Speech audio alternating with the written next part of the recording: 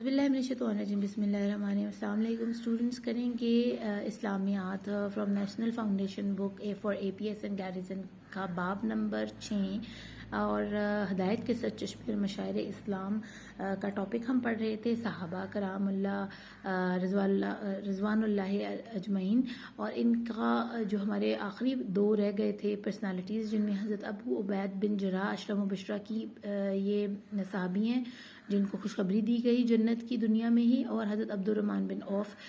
ان کی یہ دو پرسنالٹیز ہماری جو ہیں ریمیننگ ہے، جن کی آج ہم ریڈنگ کریں گے. نام حضرت ابو عبید ابن جراح سن 581 یعنی 581 عیسوی مکہ مکرمہ میں پیدا ہوئے. ٹھیک ہے. آپ رضی اللہ عنہ کا اصل نام عامر بن عبداللہ تھا.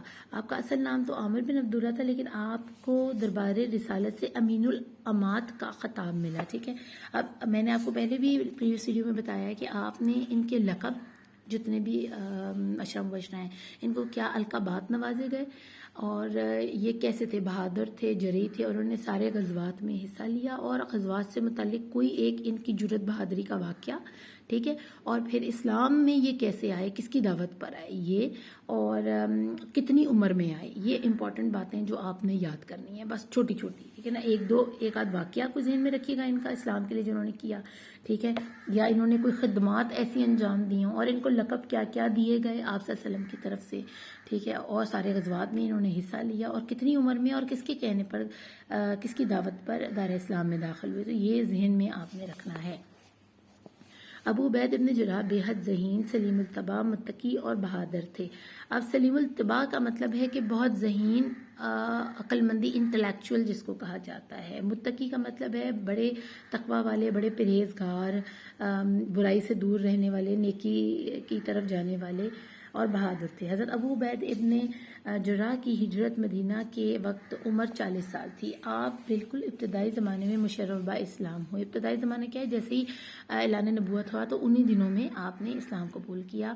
آپ ان لوگوں میں شامل ہیں جنہوں نے حضور صلی اللہ علیہ وسلم کے حکم سے حبشہ کی طرف ہجرت کی تھی. آپ کو پتہ نا حبشہ کے بادشاہ کے پاس یہ پیغام لے کر گئے تھے، تو وہ بھی اسلام میں جو ہے نا دار اسلام میں آ گیا تھا، مسلمان ہو گیا تھا. بعد ازاں آپ نے نبی کریم صلی اللہ علیہ وسلم کے حکم سے مدینہ منورہ کی طرف ہجرت کی. بے مثال خدمت اسلام کی وجہ سے حضور صلی اللہ علیہ وسلم نے جن صحابہ کرام رضی اللہ عنہم کو دنیا میں جنت کی بشارت دی ان میں سے ایک ہے.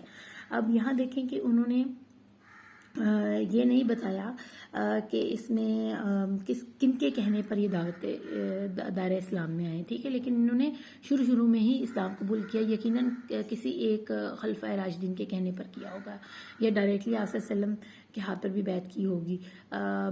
اس کا ہمیں یہاں کنفرمیشن نہیں ملتی ہے، ہسٹری میں بھی کہیں نہیں کسی نے نہیں بتایا کہ کیسے دار اسلام میں ہے. اور دوسری بات کہ ان کی عمر جو ہے نا وہ 40 ایئرز ہے. باقی سب جو ہے نا اشرم وشنا میں شریک صحابی، ان میں جو کچھ ہیں حضرت طلحہ، حضرت زبیر، حضرت سعد، ان کی عمر تقریباً جو ہے نا 16 سال 15 سال سے لے کر تو 20 سال کے درمیان ہے. ٹھیک ہے.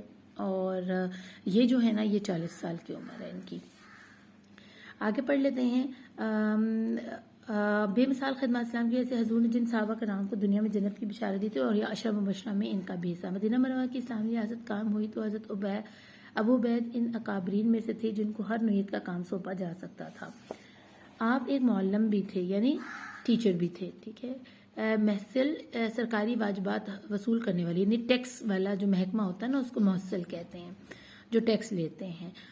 ٹیکسیشن جو ہمارا بھی یہاں پر ادارہ ہے. اور فوج کے کمانڈر بھی تھے. ٹھیک ہے نا. یہ بہت اہم بات ہے، یہ آپ نے ذہن میں رکھنی ہے. یعنی وہ ان کو سرکاری نوکریاں دو ملی ہوئی تھی. ایک تو وہ ٹیکس جو ہے مینیجر تھے، اور دوسرا فوج کے کمانڈر بھی تھے. دربار رسالت صلی اللہ علیہ وسلم کے اہل ترین اشخاص میں سے، یعنی جب دربار لگتا تھا نا آپ صلی اللہ علیہ وسلم کا، جب آپ جلوہ افروز ہوتے تھے ممبر پر، تو اس وقت خاص لوگوں کو پاس بٹھا کے مشاورت کی جاتی تھی اگلی فتوحات کے لیے یا اسلام کی تبلیغ کے لیے. تو ان میں سے کچھ لوگوں میں سے یہ بھی شامل تھے. ان میں حضرت ابو عبیدہ تمام غزوات میں شریک ہوئے. ٹھیک ہے. آپ نے یہ بات سب کے ساتھ یہ ذہن میں رکھنی ہے کہ یہ بھی سارے غزوات میں شامل ہوئے ہیں. اور غزوہ احزاب میں حضرت ابو عبیدہ الجراح نے ایک مستعد بہادر سپاہی کی حیثیت سے شرکت کی. آپ نے صلح حدیبیہ کے موقع پر بیعت رضوان شامل ہو کر اللہ تعالیٰ کی رضا حاصل کی۔ بیعت رضوان کیا تھی کہ آپ صلی اللہ علیہ وسلم کے اوپر بیعت کی تھی کہ آپ صلی اللہ علیہ وسلم جو فرمائیں گے، جیسے فرمائیں گے، جو کہیں گے ہماری جانیں حاضر ہیں ان کے لیے۔ تو ان میں یہ بھی تھے صلح حدیبیہ کے موقع کے اوپر۔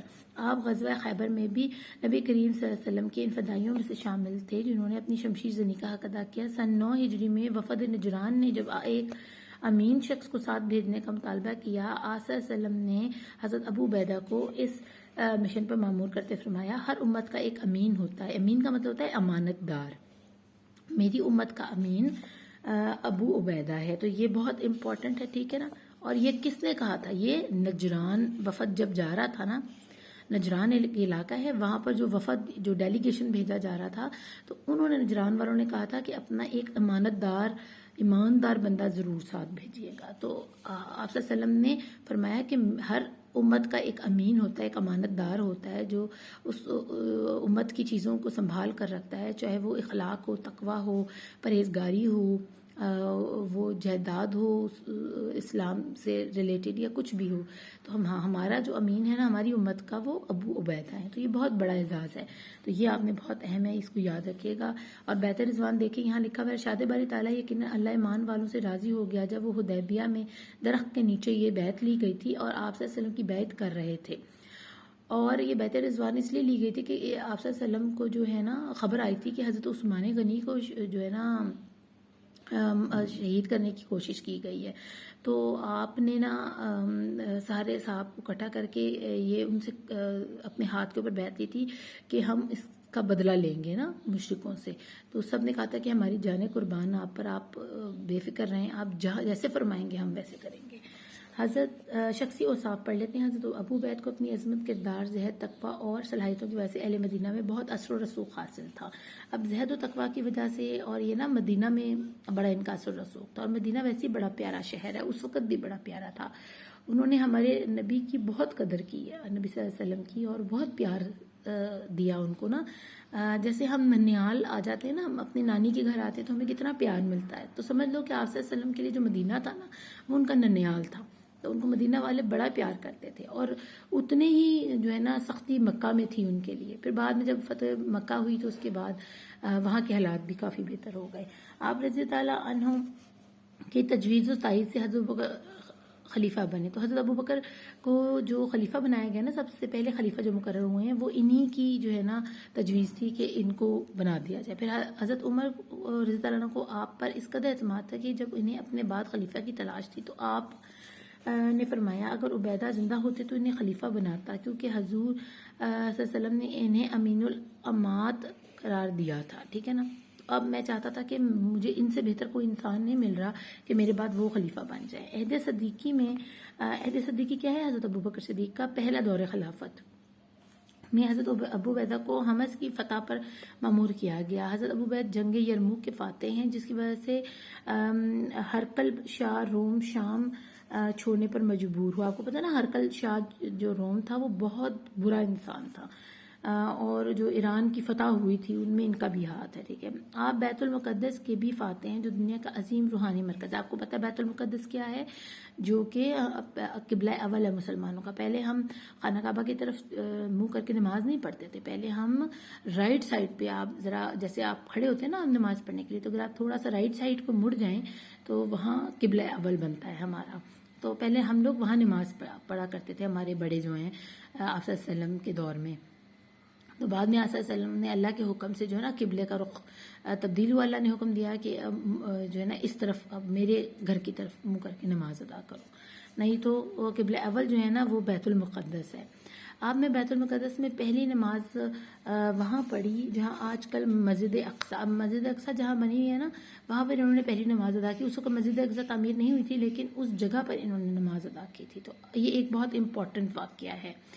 آپ فتح شام کے بعد شام کے پہلے گورنر بنے تھے۔ تو یہ تھے حضرت ابو عبید بن جراح۔ آخری ان کا ٹاپک کے جو کچھ پوائنٹس ہیں وہ پڑھ لیتے ہیں۔ فاتح شام، فاتح بیت المقدس کی سادگی کا اندازہ اس بات سے لگایا جا سکتا ہے کہ حضرت عمر رضی اللہ عنہ بیت المقدس تشریف لائے تو آپ نے حضرت عبید سے فرمائش کر کے ان کے ہاں کھانا کھایا. کھانے میں روٹی کے چند سوکھے ٹکڑے تھے جن کو حضرت ابوبید پانی میں بھگو کر کھاتے تھے. تو دیکھیں کتنی سادگی. اب یہاں پر ہمارے گھر کوئی مہمان آ جائے تو 20 قسم کے کھانے پکوان آگے رکھے جاتے ہیں. تو جو تقوی والے پرہیزگار ہوتے ہیں نا ان کے لیے وہ سادی روٹی کافی ہوتی ہے، کیونکہ ہم دنیا میں کھانے نہیں آئے ہیں. ٹھیک ہے، ہم کھانا صرف اس لیے کھاتے ہیں کہ ہماری سانسیں چلتی رہیں، ہم اس قابل رہیں کہ ہم اللہ کی عبادت میں مشغول ہو سکیں. لیکن یہاں پر تو ایسے لگتا ہے کہ صرف ہم کھانا کھانی دنیا پر آئے ہیں، پر جب کھانا کھانے بیٹھ جائیں تو پھر زندگی کو بھول جاتے ہیں، دنیا کو بھول جاتے ہیں. وصال سن 18 ہجری میں. اب یہ بہت امپورٹنٹ ہے، سوکھی روٹی والا یہ واقعہ جو ہے نا، بیت المقدس والا. ٹھیک ہے، تو یہ آپ نے یاد رکھنا ہے. سن 18 ہجری میں مسلمانوں کے لشکر میں طاعون کی وبا پھیل گئی. ٹھیک ہے، کب وبا پھیلی تھی طاعون کی؟ 18 ہجری میں، اور مسلمانوں میں پھیلی تھی. اس موذی وبا نے بہت سے مسلمانوں کی جان لے لی. ان میں سے ایک سپہ سالار اعظم امین الامات حضرت ابو عبید بھی تھے. اب یہ کیسے دنیا سے رخصت ہوئے؟ اس وبا کی وجہ سے. ٹھیک ہے نا، یعنی وہ طاعون کی وبا ہوتی ہے کہ چوہے اگر کسی علاقے میں بہت زیادہ ہو جائیں نا تو ان کے اندر ایک خاص ریبیز پائی جاتی بیماری ہوتی ہے، تو وہ انسانوں کو اگر لگ جائے تو وہ بچتا نہیں ہے، پھر وہ دنیا سے چلا جاتا ہے. وبا کی خبر سن کر حضرت عمر فاروق نے مدینہ منورہ واپس بلانے کی کوشش کی، لیکن انہوں نے جواب دیا کہ میں مسلمانوں کی فوج میں ہوں اور میرا دل ان سے جدا ہونے کو نہیں چاہتا. اس طرح 58 برس کی عمر میں آپ اپنے مارکے حقیقی سے جا ملے. آگے لاسٹ اپنا ٹاپک پڑھ لیتے ہیں. پرسنالٹی آف حضرت عبد الرحمن بن عوف اور عشرہ مبشرہ کے یہ حصے دار ہیں، اور ان کو خوشخبری سنائی گئی ہے، دنیا میں ہی جنت کی بشارت دے دی گئی ہے آپ صلی اللہ علیہ وسلم کی طرف سے. نام و نسب کیا ہے؟ حضرت عبد الرحمن بن عوف یعنی عوف کے بیٹے عبد الرحمن. 581 یعنی 581 عیسوی کو مکہ مکرمہ میں پیدا ہوئے. آپ رضی اللہ عنہ کا نام عبد عمرو رکھا گیا. اب عبد عمرو نام رکھا گیا تھا. ٹھیک ہے، لیکن عبد الرحمن عوف سے بلایا جاتا تھا. والد کا نام عوف بن عبد عوف ہے اور والدہ کا نام شفا بنت عوف تھا. حضور نبی کریم صلی اللہ علیہ وسلم نے بعد میں آپ کا نام عبد الرحمن بن عوف رکھا. اب آپ صلی اللہ علیہ وسلم نے، یہ بہت امپورٹنٹ بات آپ نے یاد رکھنی ہے کہ اصل نام جو ہے نا حضرت عبد الرحمن بن عوف، تو عبد الرحمن نام کس نے رکھا؟ ان کا نام تو عبد عمرو تھا. ٹھیک ہے نا، یہ والا نام تھا پہلے. تو آپ صلی اللہ علیہ وسلم نے ان کو یہ شرف حاصل ہے کہ ان کا نام آپ صلی اللہ علیہ وسلم نے رکھا. بعد میں آپ کا تعلق قریش کے بنو زہرا قبیلے سے تھا. حضرت ابوبکر صدیق کی ترغیب سے اسلام قبول. اب کس کے کہنے پر اسلام میں دار اسلام میں آ رہے ہیں؟ حضرت ابوبکر صدیق کے کہنے پر. حضرت عبد الرحمن بن عوف اللہ تعالیٰ اور اللہ کے رسول کریم صلی اللہ علیہ وسلم سے بے پناہ محبت کرتے تھے. ہمیشہ دنیا کی ناپائیداری اور وسائل پر بھروسہ کرنے کی بجائے اللہ تعالیٰ کی عطا اور رسول اللہ کی تقسیم پر قناعت کی.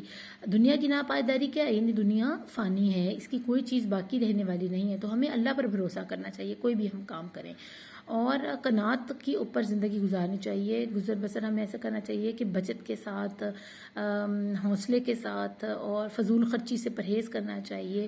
اتنا خرچ کریں جتنا ضروری ہے. ٹھیک ہے نا، ایک گھر میں ایک گاڑی کی ضرورت ہے، گاڑی رکھنے سے اللہ نے منع نہیں فرمایا، اے سی فریج چلانے سے اللہ نے منع نہیں فرمایا، لیکن ایک گھر میں 6 اے سی اور 10 گاڑیوں اور 4 گاڑیوں کا کوئی تک نہیں بنتا ہے. ٹھیک ہے نا، تو قناعت کی زندگی یہ ہے کہ بس اتنا خرچ کیا جائے اگر اللہ نے آپ کو عطا کیا ہے جتنا ضروری ہے. بقایا جو ہے کوشش کی جائے کہ یا تو اس سے کسی غریب کے گھر کا چولہا جل جائے، یا آپ کے لیے آسانی پیدا ہو جائے، کوئی اسلام کا کوئی کام ہو اس میں کنٹریبیوشن آپ کریں. ٹھیک ہے، آپ کاروبار بھی کریں لیکن اسلامی چیزوں میں بھی کنٹریبیوشن کریں، تاکہ اللہ کے ساتھ تجارت جب آپ کرتے ہیں، کوئی 2 روپے لگاتے ہیں اللہ کی راہ میں، تو اللہ آپ کو وہ 2 لاکھ کر کے واپس کرتا ہے. ٹھیک ہے نا، تو اللہ اپنی شان کے مطابق جو ہے نا تجارت فرماتا ہے لوگوں سے، بس وہ نیت دیکھتا ہے اگلے بندے کی. آپ رضی اللہ عنہ اپنے اخلاق اور کردار کی بنا پر بہت عزت اور احترام کی نظر سے دیکھے جاتے تھے. آپ ان 6 صحابہ کرام اللہ رضوان اللہ عنہم کی شورا میں سے شامل تھے. شورا کیا ہوتا ہے؟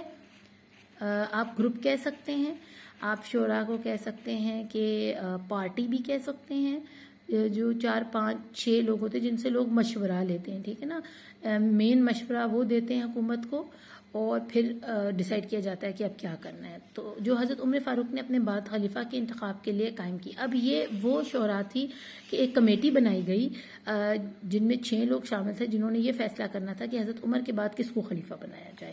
مکہ سے مدینہ ہجرت کرنے والے مہاجرین اور مدینے کے انصار کے درمیان حضرت جب مواخات قائم کیا گیا. مواخات کیا ہے؟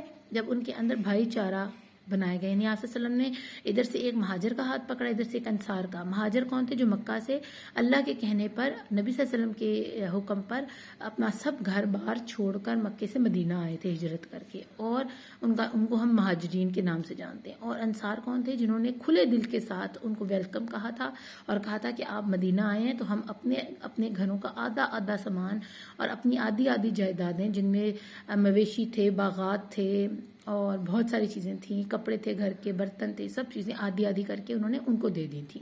تو اس کو مواخات کہتے ہیں. یعنی یہ دنیا کی سب سے بڑی بھائی چارے کی مثال تھی جو آپ صلی اللہ علیہ وسلم نے قائم فرمائی، اور ہجرت مکہ کے موقع پر تھی. اب حضرت عبد الرحمن بن عوف حضرت سعد بن ربی کے بھائی بنے تھے، ٹھیک ہے نا. اور حضرت عبد الرحمن بن عوف کیونکہ مکہ سے ان کا تعلق تھا تو یہ مہاجر تھے، اور سعد ابن ربی جو ہے نا وہ مدینے کے تھے، انصار تھے. تو اس طرح ان کا بھائی چارہ. اللہ آپ صلی اللہ علیہ وسلم نے حضرت عبد الرحمن کا ہاتھ حضرت سعد ابن ربی کے ہاتھ میں دیکھ کر کہا کہ یہ تمہارا ہاتھ سے بھائی ہے. حضرت سعد رضی اللہ عنہ مدینے کے متمول انسان تھے اور تجارت میں ان کا بڑا نام تھا. اب جو وہ انصار تھے نا حضرت سعد، جن کو حضرت عبد الرحمن کا بھائی بنایا گیا تھا، وہ کافی ٹھیک ٹھاک تھے اور بہت بڑے جو ہے نا بزنس مین تھے. انہوں نے اپنے بھائی حضرت عبد الرحمن کو اپنی ساری دولت کا نصف دینا چاہا. یعنی اپنی جتنی بھی ان کی دولت تھی نا، جو بھی وہ تھی، اس میں سے انہوں نے کہا کہ آدھی تمہاری اب، ٹھیک ہے نا. مگر آپ نے قبول نہ کیا، آپ کو یہ پسند نہ آیا ہے، یا پسند کیا کہہ سکتے ہیں کہ انہوں نے کہا نہیں آپ رہنے دو، بہت مہربانی. اور ان سے کہا کہ مجھے بازار کا راستہ دکھا دو، کیونکہ حضرت عبد الرحمن بن عوف وہاں بھی کاروبار کرتے تھے، مکہ میں بھی. تو دیکھیں فری کا انہوں نے جو ہے نا مال کسی سے نہیں لیا. انہوں نے کہا نہیں آپ بس مجھے راستہ بتا دو بازار کا، بس اللہ پہ مجھے یقین ہے، کیونکہ ان کو پسند نہیں تھا ہاتھ پھیلانا نا. بے شک حضرت سعد کا یہ مقصد نہیں تھا کہ وہ خیرات نہیں دے رہے تھے، وہ تو اپنا بھائی سمجھ کے دے رہے تھے، لیکن ان کو یہ بھی پسند نہیں آیا کہ میں کسی سے کیوں لوں، کسی کی محنت کی کمائی. تو انہوں نے کہا آپ مجھے راستہ دکھا دیں، میں خود اپنے لیے کما لوں گا. تو تھوڑی ہی عرصے میں آپ کا شوہر مدینہ کے کامیاب. تو پھر دیکھیں اللہ نے کیسی ان کی مدد فرمائی کہ انہوں نے قناعت سے اور ہمت سے، اپنی لگن سے یہ کام کیا اور اللہ پر بھروسہ اور توکل کیا، تو اللہ نے ان کو اسی مدینے کا اتنا بڑا ہی تاجر بنا دیا جتنے کہ حضرت سعد بن جو ہے نا ابن ربی تھے. شخصی اوصاف اور وفات کب ہوئی؟ حضور صلی اللہ علیہ وسلم کی صحبت میں رہ کر، صحبت کا مطلب ہوتا ہے ان کی کمپنی میں آپ صلی اللہ علیہ وسلم کے ساتھ ساتھ رہنے کی وجہ سے اسلام اور قرآن کو اچھی طرح سمجھنے کا موقع ملتا تھا. آپ دل کے بہت سخی تھے. انہیں اس بات پر پورا یقین تھا کہ اللہ کی راہ میں خرچ کر کے اپنی دولت کو بڑھایا جا سکتا ہے. آپ نے اپنی دولت اسلام کی اشاعت اور ریاست مدینہ میں تحفظ و ترقی کے لیے نبی پاک کے قدموں میں نچھاور کرنے سے کبھی دریغ نہیں کی. یعنی اتنے سخی تھے. محنت سے کمایا پیسہ انہوں نے کہاں لگایا ہے؟ اللہ سے تجارت میں. یعنی انہوں نے دین اسلام کے لیے آپ صلی اللہ علیہ وسلم کے آگے رکھ دیا. ایک موقع پر آپ نے 400 اونٹ سونے. اب دیکھیں یہاں سے سٹارٹ ہوتا ہے ان کا بہت امپورٹنٹ رول کہ انہوں نے اسلام کے لیے کیا کیا خدمات سر انجام دی ہیں، ٹھیک ہے نا. تو یہ آپ نے یاد رکھنا ہے. ایک موقع پر آپ نے 400 اونٹ سونا، جو اب کے دور میں تقریباً 10-15 بلکہ زیادہ ہی سمجھ لیں کہ 40-50 کروڑ کا سونا بنتا ہے یہ، ٹھیک ہے. اور 5 اونٹ اور 500 گھوڑے جہاد کے لیے. جیسے 5 اونٹ اور 500 گھوڑے جو ہے نا، اس وقت گھوڑا اتنا ہی مہنگا تھا جتنا کہ آج ہم ایک گاڑی کی بات کرتے ہیں، ٹھیک ہے نا، ایک نارمل گاڑی جو ہوتی ہے، کیونکہ اس وقت وہی گاڑیوں کے طور پر استعمال ہوتے تھے. تو گھوڑا بہت اعلیٰ نسل کے گھوڑے استعمال ہوئے. عربی گھوڑے جو ہے نا بہت اعلیٰ نسل کے ہوتے ہیں. تو سمجھ لیں کہ کتنا زیادہ انہوں نے کنٹریبیوٹ کیا ہے اسلام کی خدمات کے لیے. آپ نے کئی موقع پر غلام خرید کر، ٹھیک ہے نا، لوگوں کو خریدا اور آزاد کروایا. اس وقت کا دور ایسا تھا کہ حبشی غلام جو ہے نا بکنے کے لیے آیا کرتے تھے. آزاد کیا. اور بدر کے مجاہدین میں 400 دینار فی کس کے حساب سے تقسیم کیا، 400 دینار فی بندے کو، ٹھیک ہے. آپ یہی سمجھ لو کہ 4-4 ہزار، یا اس دور کے 4-4 ہزار جو ہے نا، وہ 400 دینار جو ہے نا، ہر مجاہدین جتنے بھی بدر سے آئے تھے نا، لڑنے گئے تھے وہاں پر، تو ان کو ہر بندے کو 400 دینار دیے. آپ نے تمام غزوات میں شرکت کی اور غزوہ احد میں شدید زخمی بھی ہوئے. رسول اللہ صلی اللہ علیہ وسلم کے وصال کے بعد بھی آپ نے اپنی دولت سے مسلمانوں کی خدمت کا سلسلہ جاری رکھا. امہات المومنین رضی اللہ عنہم کی خدمت بھی فیاضی سے کرتے رہتے. ایک روایت کے مطابق آپ نے تقریباً 4 لاکھ دینار مالیت کا ٹھیک ہے. یہاں سے باغ امہات المومنین کون ہے؟ امت کی مائیں، یعنی آپ صلی اللہ علیہ وسلم کے ازواج مطہر کی ضرورت کے لیے وقف دیا. ضروریات کیا؟ یعنی ان کے گھر کے راشن، کپڑے، جوتی، برتن، اس طرح کی نا چیزوں کے لیے، کہ بس آپ صلی اللہ علیہ وسلم کے بعد جو ہے نا ازواج مطہرات کو کہیں باہر جانا نہ پڑے، ان کو کہیں مشکل پیش نہ آئے گھر کا نظام چلانے میں. تو ان کے لیے 4 لاکھ دینار جو ہے نا چھوڑے تاکہ ان کو وہاں سے پیسے ملتے رہیں ہر مہینے. حضرت عبد الرحمن بن عوف تجارت میں صاف گوئی اور وعدے کی پاسداری کے ساتھ ساتھ ذخیرہ اندوزی اور ناجائز منافع خوری سے اجتناب کے حوالے سے اسلامی تعلیمات کا مکمل عملی نمونہ تھے. یعنی نہ وہ ذخیرہ اندوزی کرتے تھے اور نہ پسند فرماتے تھے ناجائز منافع خوری کو. اور آج کل کے تاجروں کو، بزنس مین کو ان کی یہ جو ہے نا چیز سمجھنی چاہیے. وہ یہ سب نہیں کرتے تھے تو ان کے پاس اللہ نے اتنا ان کو عطا کیا ہوا تھا کہ بے حساب جو ہے نا انہوں نے دین کے کاموں میں خرچ کیا. اثار و قربانی ان کی ذات کا خاصہ تھا. صلہ رحمی آپ کے کردار کا حصہ. صلہ رحمی کیا ہے؟ کسی کے لیے درد دل رکھنا، کسی کی مدد کرنا اللہ کے لیے، اس لیے نہیں کسی کی مدد کرنا کہ وہ ریٹرن میں کچھ دے. تو صلہ رحمی وہ کہلاتا ہے جو خالصتاً اللہ کے لیے آپ کسی کی مدد کرتے ہو. ان کے گھریلو، معاشی، معاشرتی، سیاسی اور فوجی زندگی اسلامی اصولوں اور تعلیمات کا آئینہ تھی. حضرت عبد الرحمن بن عوف نے 75 سال کی عمر پائی. آپ نے 33 ہجری بمطابق 654 ٹھیک ہے نا 654 عیسوی بلاد شام میں وفات پائی. آپ رضی اللہ عنہ کا مزار اردن میں موجود ہے. ان کا دارالحکومت عمان کی جو حکومت ہے نا ادھر اردن میں. آپ رضی اللہ عنہ نے اسلام قبول کرنے کے بعد اپنی زندگی کے شب و روز اسلامی تعلیمات کے عین مطابق گزارے. تجارت اور لین دین میں دیانت، صاف گوئی، فیاضی کا عملی نمونہ اور آپ رضی اللہ عنہ کی زندگی میں نظر آتا ہے، جو اب بھی مسلمانوں کے لیے مشعل راہ ہے. تو اب آپ نے حضرت عبد الرحمن بن عوف از دا موسٹ امپورٹنٹ ٹاپک، ٹھیک ہے. اور باقیوں کے جو ہے نا اس ٹاپک کو آپ نے اچھے سے یاد کر لینا ہے، ٹھیک ہے نا، اس والے چیپٹر میں سے. اور باقی جو ہے نا میں نے آپ کو بتا دیا ہے کہ ان میں آپ نے کیا چیزیں یاد رکھنی ہیں. ان کی عمریں کیا ہیں عشرہ مبشرہ کی، جب وہ اسلام قبول کر رہے ہیں، کس کے کہنے پر اسلام قبول کر رہے ہیں، کتنے غزوات میں انہوں نے شرکت کی ہے، اگر کسی غزوے میں شرکت کی ہے تو کوئی ایسا خاص واقعہ اس غزوے کا، اور اسلامی خدمات کیا انہوں نے انجام دی ہیں. بس وہ آپ کا میرے خیال سے ایک پیراگراف ان کا تیار ہو جائے گا، ہر جو ہے نا عشرہ مبشرہ کے صحابی ان کا. لیکن حضرت عبد الرحمن بن عوف کے کیونکہ بہت زیادہ امپورٹنٹ باتیں ہیں تو اس کو آپ کائنڈلی اچھے سے کر لیجئے گا اس پورے چیپٹر میں سے. آگے یہ سارے کوشچنز وغیرہ آنسرس آپ کے پاس آلریڈی ہوں گے، مجھے یہ کروانے کی ضرورت نہیں ہے. تو انشاءاللہ تعالی ہم نیکسٹ ویڈیو میں جو ہے نا باقی چیپٹرز جو ہیں وہ کور کر لیں گے. اپنا خوب خیال رکھیے گا. Thank you for watching. اللہ نے کے بعد